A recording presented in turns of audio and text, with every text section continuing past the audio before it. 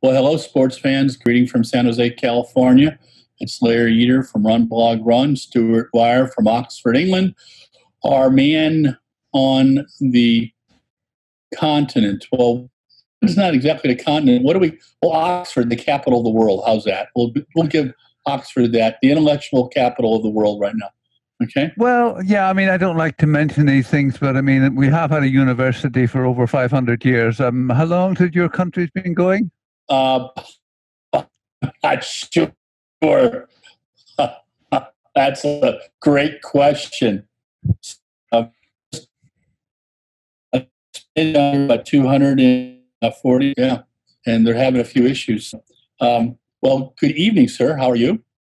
Yeah, I'm good. Well, I mean, you're very lucky to find me because according to my calendar, I'm going to the Olympics in Tokyo tomorrow. But I think good for you. But that's what my calendar says. That's yeah. I've been going through withdrawal. I thought maybe this was London Diamond League weekend too. You know. No, that was last week. Yeah. Yeah. So it's just it just kind of adds up. So we're going to start from the top. I'm actually putting a list together of topics now. And our first topic is, what is the responsibility of journalists in this pandemic? What do you think we should be doing? Well, I mean, I think it's the same responsibility generally, that we should be truthful and integrity. I think also we should be setting an example in terms of keeping ourselves safe. Yeah.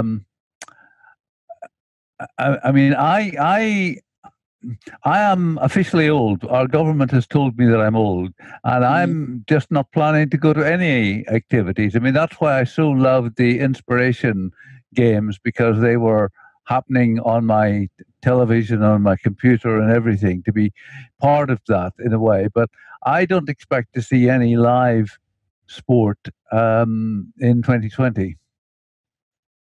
I agree with you. In terms of the responsibility of journalists, I think you always need to err on the side of providing authentic information. I think we've got to be careful sometimes about how we place our opinions. I think we know right now that washing your hands for 20 seconds seems to help. Social distancing, 6 feet or more, seems to help. And wearing a mask seems to really help. For some reason in this country, there is an issue with masks. And I would think that the same people should have had an issue with safety belts. But I didn't know our Constitution allowed a freedom to be stupid, but I guess it does. And just going back to the washing your hands for 20 seconds, there was a wonderful quote from Noah Lyles on that. Noah said, please wash your hands for 20 seconds, and that's long enough to watch my entire race. That is very good. Thank you, Noah Lyles. You added a little bit of humor to the day. I think the athletes have been tremendous. I mean, last week I interviewed Tiana Bartoletto, and who I still remember as Tiana Madison. I've seen her win all her medals, and you've seen most of them. Yes. She was quite articulate. She's in the Bay Area. She's going from high school to high school track and training, and then she's got her weight room in her garage. So she's found a way to make it work. I think, as always, journalists have to work hard to dig the BS out of everything. And now with so much social media, there are people who spend their day trying to confuse us. I recall in 2017 at the World Championships, getting 3 fake websites. One was about Usain Bolt going from Puma to Adidas. One was about a famous athlete testing positive. And the front pages were glorious. I mean, it looked like a real British newspaper. I never found out where they were from. Didn't know if people were just hacking and checking, goofing off. Well, we know it's all possible now. Yeah. And it's a little scary. Are there problems in the UK, with people getting upset about wearing masks? We certainly have less people wearing masks than they do in, say, Spain or Italy or France. I don't know why that is. It's sort of, we use public transport a lot more than you do in the States, and it's now compulsory to wear it on public transport and trains and buses, and it's becoming compulsory to wear it when you're in a store. Okay. Yeah, we in California, which besides New York are probably the most progressive areas. The governor here does Gavin Newsom, who will someday run for president, I believe.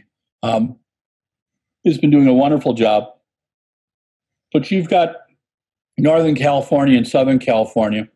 Most Northern Californians don't believe Southern California exists. Well, south of Santa Barbara, we have felt that LA is a cultural wasteland and it should fall into the ocean. However, there are fun things to do down there. And there is the places where COVID has gone crazy are the places where people said you don't need masks. And now they're getting a little worried about it. I just want people to be safe. I don't care what their political affiliations are. I don't think it should change your religious faith if you wear a mask or not. We have some groups over here saying that too. I think the good Lord told us to take care of the things that we can take care of, and pray for everything else. So, and I think that's the way most major religions would look at it. I asked a Sikh friend the other day. He was in line at the bagel shop, and I just said, is there anything in your faith about wearing a mask? And he looked at me and he goes, no, that would be crazy. And I said, thank you. Then I asked him about the color of his, because sometimes I see Sikhs wearing different colors. And I asked him, I said, is there a significance to the color? And he smiled and he said, no, some of us just like to wear orange and some of us like to wear red. Some of us like to wear green. We just don't see as many Sikhs in the U.S., normally I would see them when I was in London. So it just, people, please be safe. That's all we can ask you to do. And the athletes seem to be doing their part. Stuart, I'm going to try to reach out to Christian Taylor, if you can, as well this week. And let's see if Christian will tell us a little bit about the new athletics union that he's setting up. I'm going to try to get him on for a chat, and maybe you might want to talk with him a little bit. So I'm seeing results from Europe from track meets. Have there been any in the UK? Anything significant? No, nothing significant. Okay. I mean, the first significant thing is going to be the British Championships, the first weekend in September, but that's behind closed doors. A reasonable number of good athletes have committed to being there, but it'll be a strange event. I mean, athletes are saying it won't seem like the British Championship because there'll be no crowd, no cheer, nobody there to watch. Is there normally a pretty good crowd at a British Championship? The stadium wouldn't be full, but you would get I don't know, perhaps 5 to 10,000. And where is it going to be this year? It's going to be in Manchester. Oh, okay. Because it's normally in Birmingham, but the Birmingham Alexander Stadium is being rebuilt for the Commonwealth Games in 2022. What are you hearing about the Commonwealth Games right now? Are people trying to lower expectations because they don't know what's happening? Or are they allowing themselves to kind of get excited about it? The city of Birmingham is incredibly excited about it. Okay. And it's certainly business as usual. I mean, it was suggested to them that they might like to postpone it to 2023 to avoid clashes with the World Championship and the European Championship, but they said, no, we are going ahead. It'll be a big event in the city of Birmingham, and it remains to be seen how big it'll be worldwide, because we don't quite know what will happen by then. But Sure. I'm sure it'll be done well. And the Commonwealth is a nice event compared to the Olympics because it doesn't sell out, and so it is possible for the local people to get tickets without too much difficulty. Well, I loved it when I got to be with you in Glasgow in 2014. I have to admit that was a lovely championship. I thought they took pretty good care of us. And I did enjoy the little rumor that you started that the U.S. was going to join the Commonwealth again. And I had a couple Scottish reporters ask me about it. And then they figured out that I was totally full of it, and they just kind of shut it down. But it was a grand, story for a little bit. Yeah. You got to do things like that. What do you so now we've seen Chicago's been canceled now, and the Marine Corps Marathon in the U.S., big deal in Washington, D.C., announced it's being canceled for the first time in 45 years. Any news on our friends in a big city near you, London? No, but the anniversary games was very late in cancelling, and I think that the London Marathon and the Birmingham Gateshead Diamond League will be cancelled, but they're just holding on. I think so that they have shown that they've done everything possible. Okay. To hold it, but I don't think. Clearly, they're not making a decision at this point to announce a closure, but I just can't see it happening. Sure. Do you go outside of your house? Yes. I mean, we live in a village, but we go out, but we don't really go out as a village. We don't do food shopping really. We do that all online and have it delivered. Okay. So yeah, we're living a fairly sheltered life. Is that the way most people in the UK are right now? Well, most people certainly of my age would be like that, and certainly most people up until this week have been working at home. The instructions from the government have been work at home when you can. Now they're trying to, as of last week, pubs and restaurants were allowed to open, and the government is now saying employers from next week can require employees to come back to their place of work, provided they're able to make it safe. But then, of course, if you have an office situation where you have 20 people in a large room, you may only be able to have 10. With social distancing. So it's happening slowly. Well, I'm proud to note that I have residences in Wisconsin and in California, and if I travel to the city of New York, no matter where I've stayed, I need to be quarantined for 14 days. Just so you know. And I feel very lucky about that.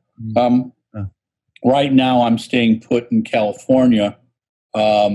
Wisconsin, the number of cases are up about 500% since when I left. I think there was 5,400 cases, and now there are over 40,000. And I think it's just because it's taken a little longer to get to some of the rural areas. Little shout out to my friends in Fort Atkinson. I hope they're staying safe. Putting a piece of cloth over your face is not violating your rights, and just be safe. So, wanted to ask you about athletes you enjoyed. So I'm going to start with a couple categories, and you give us names, tell us a little bit.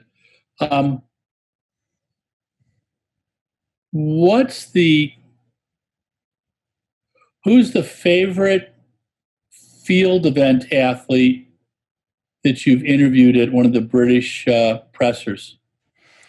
I think I'd go for Sandy Morris on that. Because, of course, if pole vaulting gets boring, you can ask her about the snakes and the lizards. And in fact, in the online presser for the Inspiration Games, I did ask for an update on the zoo, which she was very happy to give. I mean, I think she's such an interesting person away from track, that track and field, that I always enjoy talking about that. You know, why should a nice girl like her want to have a monitor lizard as a pet? And you know, the sacrifices she has made for her profession, getting rid of over 20 of her snakes. Yeah, that's true. That's true. So that she would be one example. You mentioned earlier Gianna Portoletta. Yes. Portoletta. I had an experience with her which is probably quite unique. It was in Stockholm a few years ago. I had arranged an interview with her, and we missed each other. Okay. And the following day, she came looking for me to fulfill her obligation. Wow. And I think not many athletes would have done that. Yeah. No, Gianna is a very special athlete. I don't know if you've got to read any of her columns. It's under Gianna B. As a blog. And very articulate. We spent some time on the whereabouts. And after you listen to her, you just go, okay, athletes, you have a very few responsibilities to live the life you live. Yeah. Stay on top of it. They're really, there's excuses for things, but not for 4 times in a year. So, you know, the Scottish athlete, Ailey Doyle, had a baby in December, and she has made comments about how she actually filled in the whereabouts form. Sure. And thought, wouldn't it have been funny if they turned up at the hospital and been told, I'm really sorry, you just can't see her just at the moment because she's actually in the delivery suite at this moment giving birth. Yes. But I mean, her point was that, you know, if I can have enough brain cells active to make a point of changing my information on whereabouts when I'm about to give birth, well, you know, those of you who want to go shopping don't have any excuse. Let's talk about challenging interviews. And I'm not talking about someone who's trying to be difficult. I'm talking about someone who probably gives it as good as they take it. Do you have an athlete like that, a favorite athlete that you know when you do an interview with the athlete, one, it's going to be a lot of fun, but it's going to be thought-provoking? Or do you have a couple like that? That's a great question. I nobody instantly comes to mind. I mean, Christine Horrigal is, you know, the Olympic and world champion. She doesn't particularly enjoy being interviewed and interacting, but she can be very rewarding if you actually sit down and listen and ask sensible questions. Mm-hmm. And I have enjoyed sort of talking to her, and just, you know, she's when she retired, she went back to university and studied law, and is on her way to becoming a lawyer. Wow. Wow. I think there's quite a lot to her. But I mean, it's an interesting one because some athletes are naturally shy, and therefore you have to recognize that. I mean, I always think the best interviews are a conversation. Yeah. I mean, I remember wanting to get an interview with Caster Semenya, and I thought this would be difficult. And I asked her agent, Yuka, at a Diamond League, and we had exchanged emails. And then just at the Diamond League in Zurich, he said to me, she's busy this morning, but she'll see you this afternoon. And you know, sometimes an athlete of her standing will come with a media representative, you know, her manager, who is there listening and making sure that she doesn't say anything. But I was just left with her for as long as I wanted, and I was enormously impressed with her. And you know, just to me, I remember something I've never forgotten that she said. I mean, I just said to her, you know, I always feel you're very gracious, and you've had a lot of BS, as you would call it. And she said, look, I was just brought up to respect people. And if somebody has a problem with me, that's their problem, not mine. If somebody wants to be aggressive towards me, that's their problem, not mine. And I just thought that was such a tremendous attitude to have. Yeah. Yeah. I mean, Shelly Ann, I always enjoy talking to because I mean, no, you have a. I got one time with Shelly Ann by myself, and it was funny. It was in at the Prefontaine, and I think it's got to be 2011 or 2012. And the Nike director came up to me and said, "Larry, no one's talking to Shelly Ann. Would you mind doing an interview?" And I said, "Sure." And I talked to her, and I asked her about her hairstyling, and she told me about the little business she had and how her husband was managing it. And I just got a kick out of it. But what I learned about her was that she has such fierce competitive level, but she's able to really control it until she gets on the track, you know. And I love calling her the Jamaican pocket rocket just because she's diminutive. But my God, I really have to take a long time to think on one hand how many people I would believe are more competitive than she is. You know? I mean, the way she came back after having her son and got to within 1/100 of a second of her PR, phenomenal. Yeah, no, it's amazing to me. Yeah. I mean, I remember speaking to her at the early last season, probably about April, at the World Relays, and I said to her, "What do you think you can achieve this year?" And she just said, "I honestly don't know. I'm just trusting the process, and we'll see how far we get." Well, she only got to 10:71. Yeah, and the world title. Where do you, of all the world championships you've been, how did you place Doha? Well, I've been to Doha about 5 times, and so I've learned a bit how it works. And yeah, I mean, I was all right with it. Yeah, no, I mean, I thought it was a great meet. Yeah, he is challenged all the time. But I thought they did I thought the level of competition was. Tremendous. I mean, it's an interesting one that people say you can't have a world championship in a place as hot as Doha.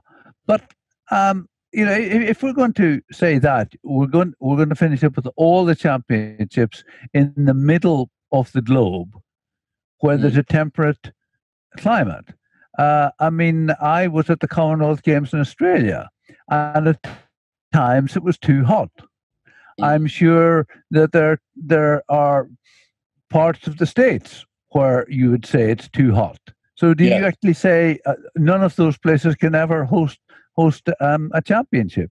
I mean, I think that Doha did a lot of sensible things, athlete friendly, in terms of scheduling. races late at night when it was cooler. I mean, I went to the IPC, the Disability World Championship there in 2005, and the mornings were brutal. Mm-hmm. Morning through to lunchtime sessions were brutal. I honestly didn't go to them unless I absolutely had to. Yeah. And so having learned from that, they said, okay, well, we're not doing anything in the morning. We will start at 4 p.m.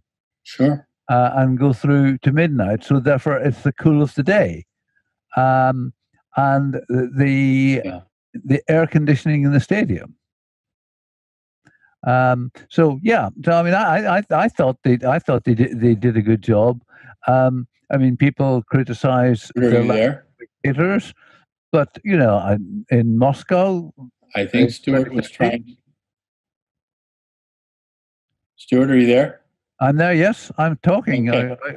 Okay. Are you not hearing me? Yeah, you were talking about the heat in Doha during the IPC, and if you were able to juggle that, you were okay. We're getting down to probably about 5 to 7 minutes left. I wanted to when we were talking about athletes you enjoy, I wanted to talk about a coach that I enjoy, and that's Lance Brauman. But the funny thing was, the first time I interviewed Lance, I was intimidated.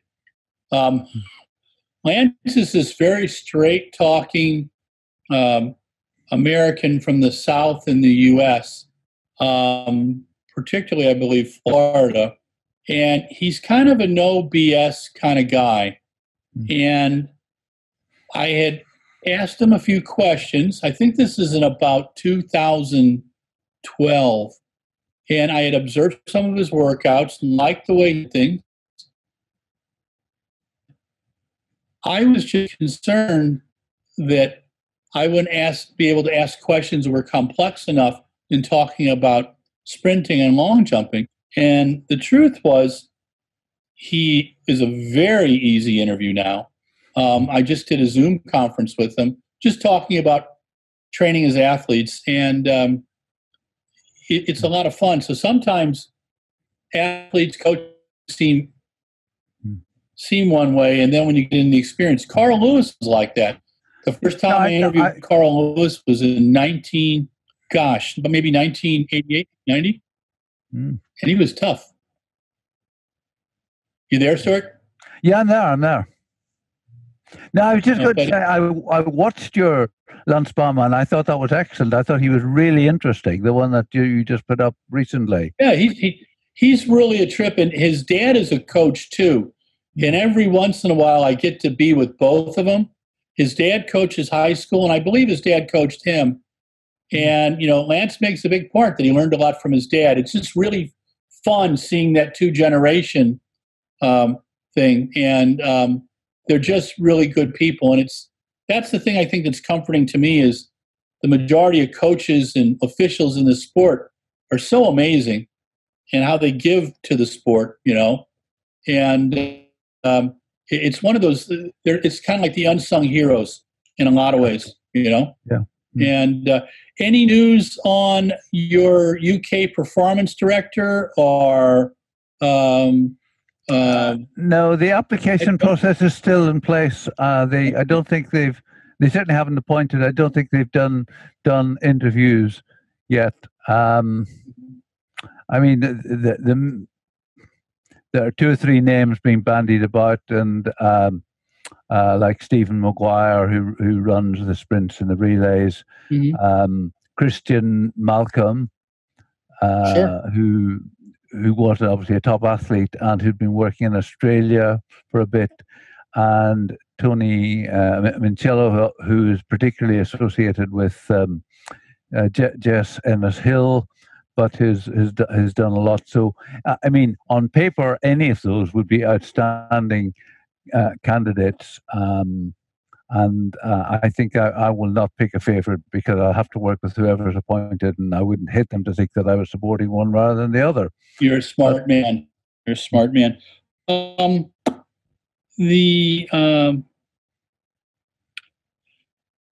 You know Dina Asher-Smith's coach, John Blackie. And I've actually never met him. I've been to function with him. But the funny thing about him is that really he's just so low profile that not many people Yeah. Okay. I have met him. Mm-hmm. I was just curious about that because I find her a fascinating athlete. I'm still taken by how she handled the press in Doha, particularly a couple rather by some American riders who were more catered distances than what the 100 or the 200 were. And she kind of very politely put them in their place, which I think that's a nice skill. Valerie Adams was always good with that too. Yeah. Valerie had a great sense of humor, but boy, she did not put up with BS. And if you did not know her event, good luck. It just wasn't, it might not be a good interview for you. Our friend Sean Ingle at The Guardian, is he controversial that he's been about? Sean Ingle, did you say? Yes. Is he been doing anything of any controversy over in the UK? Any fun columns? I'm sad to say that there's very little track and field. I mean, if you came from Mars and picked up an English newspaper, you could easily think the track and field didn't exist. Wow, that would because be sad. At the moment, I mean, interestingly, last week, British Athletics made 2 athletes available for interview: Laura Waitman and Jake Whiteman. Sure. And now for the first of those, there were 3 of us, and for the second one, there were 2 of us, and none of them were from national newspapers. Because our friend Jake. Pardon? Sure. And I assume that is because the newspapers really didn't think that was a big enough story at the moment. Sure. But because the Olympics are postponed, because no British athletes are competing at the moment, it's not a real story. I mean, I noticed that Laura Muir is down to compete in Monaco. I've seen. It's interesting, but I mean, it's not easy for British athletes to travel at the moment. It's only really in the last couple of weeks that the idea of us going on vacation out of the country has been sort of said, okay, you can do that, but only to certain countries.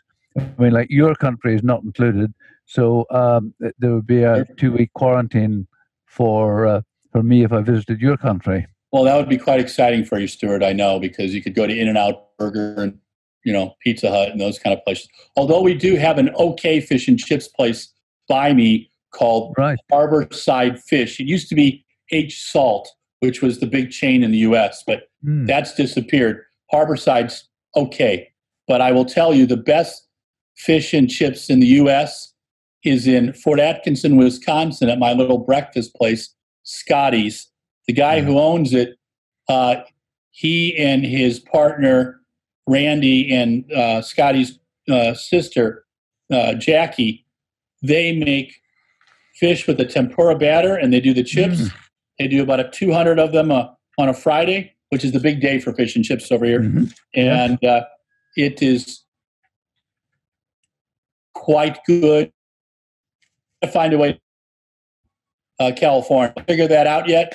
Boris Johnson is telling us that our time is up. And Stuart, it's been another lovely athletics chat. This is number 10. You've survived 10 40-minute sessions with me. Well, thank you. Yeah, bloody hell. Thank you. Have a great week. Thank you. I will check in with you next week. Thank you. All right. This is Larry Eder with RunBlogRun, Athletic Chat 10. Thank you very much. Hey, sports fans, Larry Eder, RunBlogRun. This is Athletics Chat numero 10. This is the way it works. Me, Larry Eder, San Jose, California. Him, Stuart Weir, Oxford, England, the intellectual capital of the universe. What do? We chat. How long? 35, 39 minutes until Boris Johnson comes on and tells us to get off. And we had a nice chat today. And let me share topics of discussion. I had them somewhere. I actually started them with something that Stuart, in his charm, said that he had no idea about. And I thought that was actually pretty honest and good.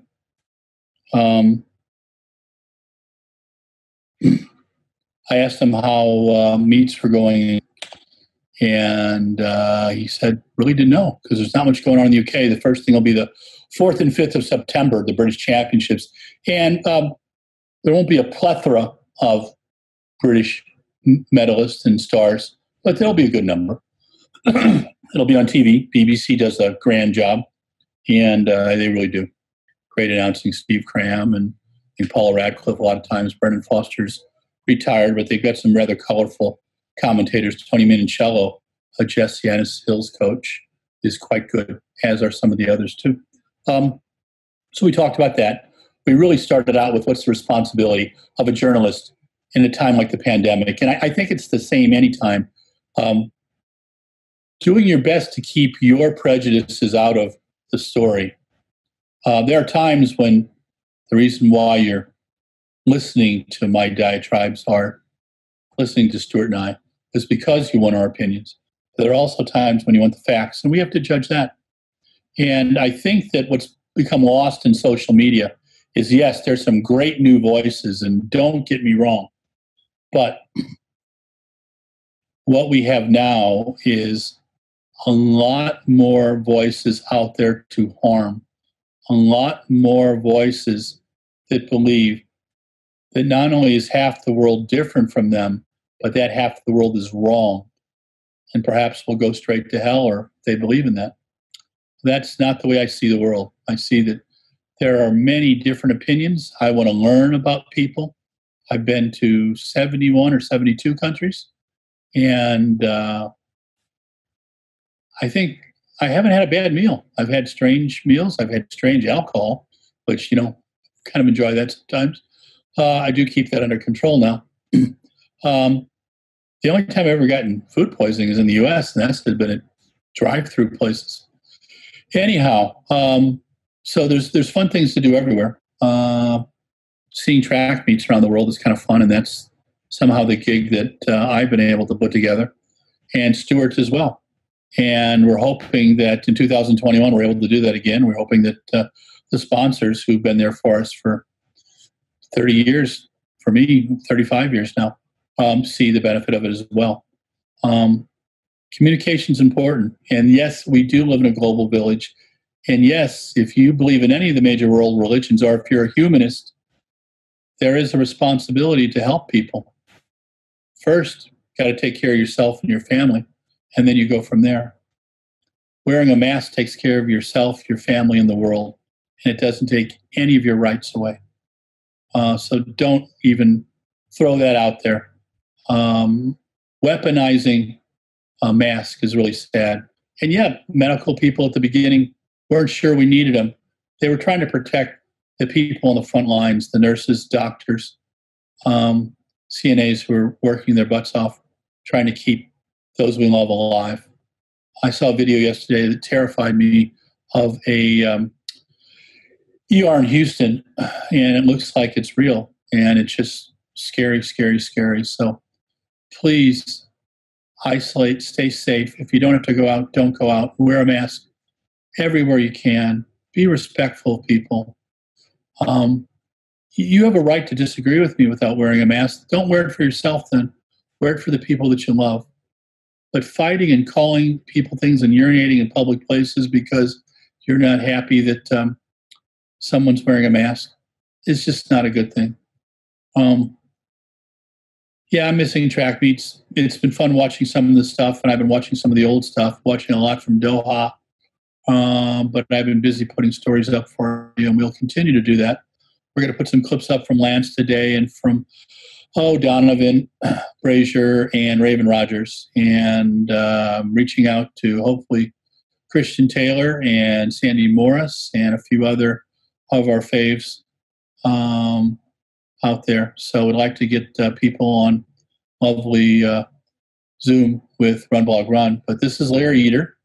Thank you for watching Athletic Chats for these 10 episodes now. thanks to Mike Deering for producing these things with the sick computer right now.